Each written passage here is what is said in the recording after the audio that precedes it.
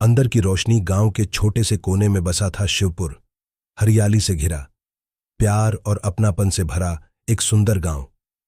लेकिन इसी गांव में एक लड़की थी जो खुद को दुनिया से अलग महसूस करती थी। सिया, एक शर्मीली और चुप रहने वाली लड़की जिसे खुद पर विश्वास नहीं था। वह जब भी अपने दोस्तों को देखती जो आत्मविश्वास से भरे हंसते खेलते रहते, तो उसके मन में एक सवाल उठता, मैं भी ऐसी क्यों नहीं हूं। वह अक्सर खुद को कमतर महसूस करती और जब कोई उससे बात करने आता तो घबरा जाती। उसे लगता कि वह बाकी लोगों जितनी खास नहीं है। परिवर्तन की पहली किरण सिया की मां सुमित्रा देवी जानती थीं कि उनकी बेटी में कुछ अलग है। उसे बस खुद को पहचानने की जरूरत थी। एक दिन उन्होंने सिया को अपने पास बुलाया और प्यार से कहा, बेटा, तुम्हारी रोशनी बाहर नहीं, अंदर है।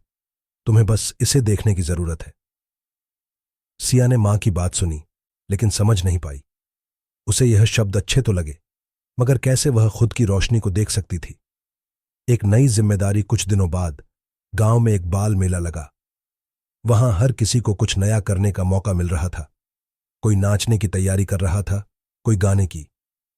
सिया के मन में हलचल थी, वह क्या कर सकती थी। उसी दौरान गांव के बुजुर्ग पंडित जी ने एक घोषणा की, इस बार बाल मेले में एक विशेष सत्र होगा जिसमें हर बच्चा अपनी विशेषता दिखाएगा।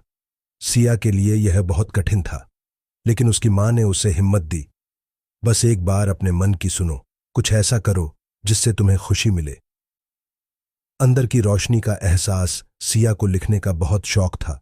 जब भी अकेली होती अपने विचारों को कागज पर उतारती, लेकिन उसने कभी यह नहीं सोचा था कि उसकी यह आदत किसी के लिए खास हो सकती है। उसने हिम्मत करके अपनी लिखी हुई एक कविता मेले में सुनाने का फैसला किया, लेकिन मंच पर जाते ही उसके पैर कांपने लगे। उसे डर लगने लगा, अगर मेरी कविता किसी को पसंद नहीं आई तो। तभी उसकी मां ने दूर से उसे देखा और मुस्कुराई। मां की मुस्कान ने सिया को एक हिम्मत दी। उसने गहरी सांस ली और कविता पढ़नी शुरू की। सपने वो नहीं जो रात को नींद में आए, सपने वो हैं जो हमें जगाएं। हमारी पहचान कोई और नहीं बनाएगा, अपनी रोशनी खुद हम जलाएंगे। पूरा मैदान शांत हो गया। हर कोई उसकी आवाज ध्यान से सुन रहा था। जब उसने कविता खत्म की तो तालियों की गूंज से पूरा मैदान भर उठा। सिया की आंखों में खुशी के आंसू थे। पहली बार उसे एहसास हुआ कि वह भी खास है। उसकी खासियत बाहर नहीं, उसके अंदर थी। नई शुरुआत। उस दिन के बाद सिया बदल गई। अब वह आत्मविश्वास से भरी हुई थी।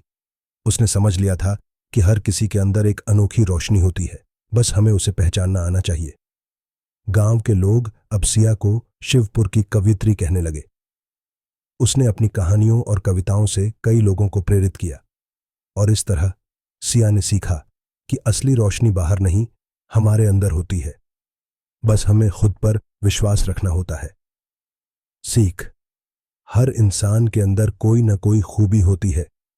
अगर हम खुद पर भरोसा करें और अपने डर से लड़ें तो अपनी असली पहचान बना सकते हैं। अपनी रोशनी को पहचानो, क्योंकि तुम सबसे अनोखे हो।